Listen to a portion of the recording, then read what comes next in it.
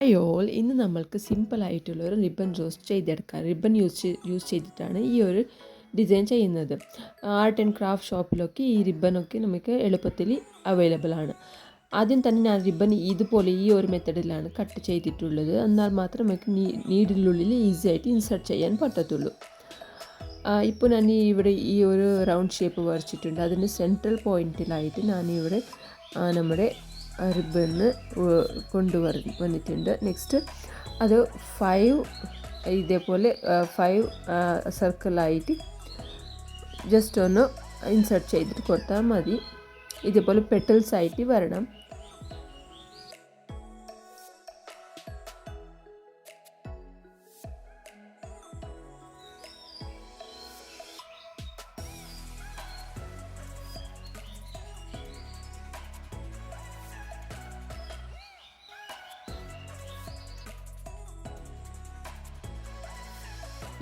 ഇതേപോലെ 5 പെറ്റൽസ് ആയിട്ട് വരച്ചെടുക്കണം.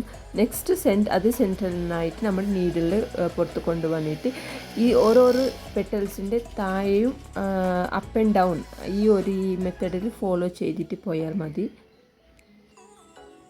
ഇതേപോലെ ഒരു പെറ്റൽസ് വിട്ടിട്ട് നെക്സ്റ്റ് ഒരു പെറ്റൽസിൻ്റെ മുകളിലായിട്ട് ഇതേപോലെ ഫോളോ ചെയ്താൽ വളരെ എളുപ്പത്തിൽ തന്നെ ഈ ഒരു റോസ് നമുക്ക് ചെയ്തെടുക്കാവുന്ന. നമ്മുടെ ഇപ്പോൾ ഓവൻ റോസൊക്കെ ചെയ്യാറുണ്ടല്ലോ, അതേപോലത്തെ ഒരു ഡിസൈനാണ് ഈ ഒരു റിബൺ യൂസ് ചെയ്തിട്ട് ഈ റോസ് ചെയ്യുന്നത്.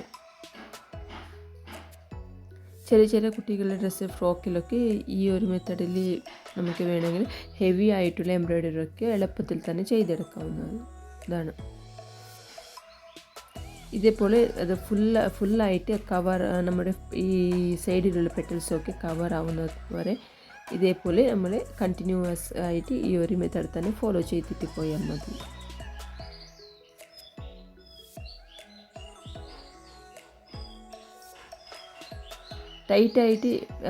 ടൈറ്റായിട്ട് പിടിച്ചിട്ട് ഇതാക്കാൻ പാടില്ല. കുറച്ച് ലൂസായിട്ട് തന്നെ ചെയ്തെടുത്താൽ കുറച്ചുകൂടി നല്ല ഒരു എന്താ പറയുക ഫിനിഷിങ് കിട്ടും.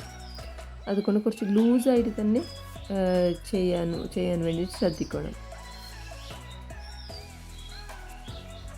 ഇതേപോലെ എല്ലാം കണ്ടിന്യൂസ് ആയിട്ട് ചെയ്താൽ പോയാൽ മതി. ഈ ഒരു ഡിസൈൻ നിങ്ങൾക്ക് എല്ലാവർക്കും ഇഷ്ടപ്പെടുവാണെങ്കിൽ എൻ്റെ ചാനൽ ഒന്ന് സബ്സ്ക്രൈബ് ചെയ്യൂ. അതുപോലെ ഞാൻ ഇടുന്ന എല്ലാ വീഡിയോസിൻ്റെ നോട്ടിഫിക്കേഷൻ കിട്ടാൻ വേണ്ടിയിട്ട് ബെല്ലൈക്കൺ കൂടി ഒന്ന് ക്ലിക്ക് ചെയ്യൂ. Thanks for watching. ഇതാണ് ഫൈനൽ ലുക്ക് എന്ന് പറയുന്നത്.